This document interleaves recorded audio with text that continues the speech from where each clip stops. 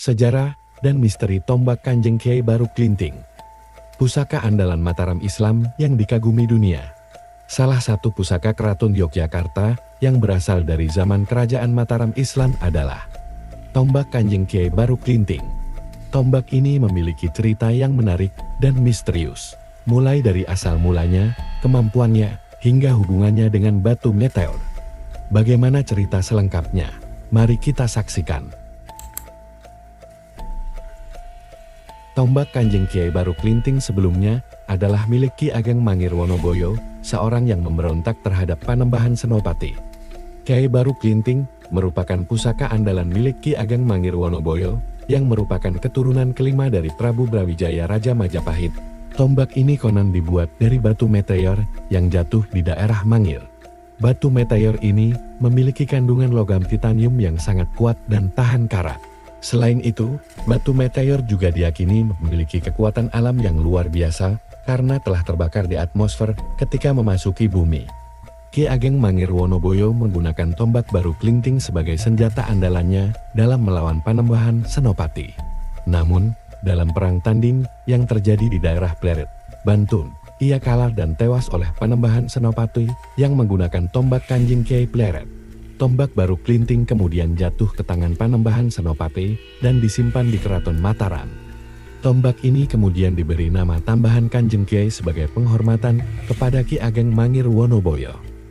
Ada juga cerita versi lain dari asal-usul pusaka tombak Baru Klinting milik Ki Ageng Mangir Wonoboyo.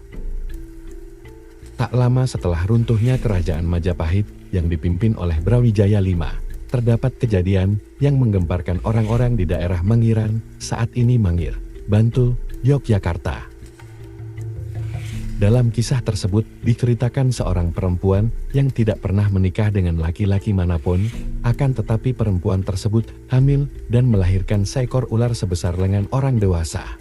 Konon, perempuan tersebut adalah putri Ki Demang Taliwangso. Beberapa tahun silam, sebelum putri Ki Demang Taliwangso hamil, Kademangan Mangiran mengadakan hajatan berupa bersih desa. Sebagai putri Ki Demang Taliwangso, ia membantu hajatan tersebut. Suatu saat, ia diminta menemui Ki Wonoboyo untuk meminjam pusaka untuk upacara bersih desa. Ia pun menemui Ki Wonoboyo dan menyampaikan maksud tersebut. Meskipun sempat ragu meminjamkan keris pusakanya, Ki Wonoboyo pun akhirnya meminjamkan keris tersebut. Ki Wonoboyo berpesan kepada perempuan itu agar jangan menaruh keris di sembarang tempat, termasuk di pangkuannya.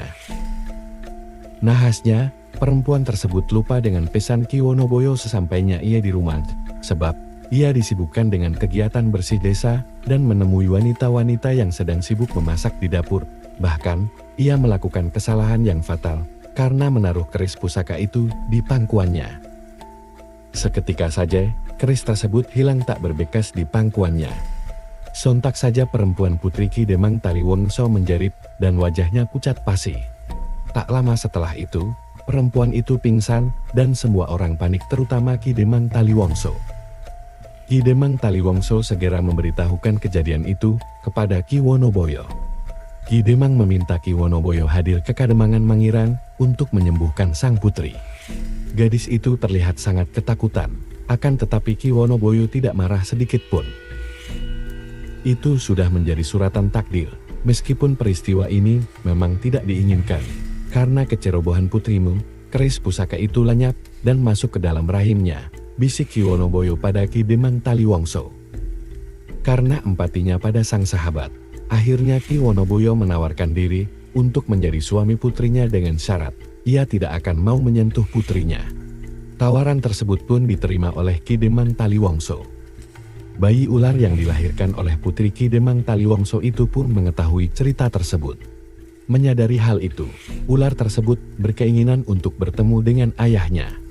Ular tersebut kemudian meninggalkan Mangiran di malam hari dan bermukim di Kaliprogo.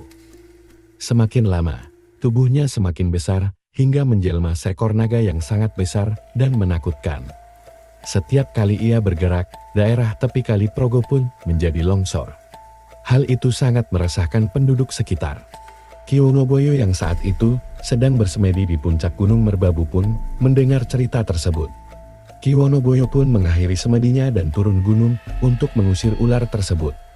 Saat itulah ular yang memiliki nama Baru Klinting tersebut bertemu dengan ayahnya. Namun, pada saat itu, Baru Klinting belum mengetahui jati diri Ki Wonoboyo. Baru Klinting menceritakan tujuan kedatangannya untuk mencari ayahnya. Mendengar cerita dari Baru Klinting, Ki Wonoboyo mengetahui bahwa ular tersebut adalah anaknya dari rahim sang perempuan. Jika kamu mencari ayahmu, pergilah ke Gunung Merbabu, karena ayahmu bersemedi di sana. Tubuhmu harus melingkari Gunung Merbabu. Jika kamu berhasil, kamu akan bertemu ayahmu, Ki Wonoboyo. Ujar Ki Wonoboyo pada Baru Klinting. Baru Klinting akhirnya menuju Gunung Merbabu dan melingkarinya. Namun, tubuhnya tidak cukup untuk melingkarinya. Ia akhirnya menjulurkan lidahnya agar sampai ke ujung ekornya. Bersamaan dengan itu, Ki Wonoboyo mengeluarkan keris dan memotong lidahnya. Saat itu juga, Baru Klinting lenyap dan lidahnya menjelma menjadi tombak yang kemudian disebut dengan Kiai Baru Klinting. Tombak tersebut kemudian menjadi pusaka Ki Wonoboyo yang kemudian diwariskan kepada Ki Ageng Mangir yang kemudian memimpin daerah Mangir.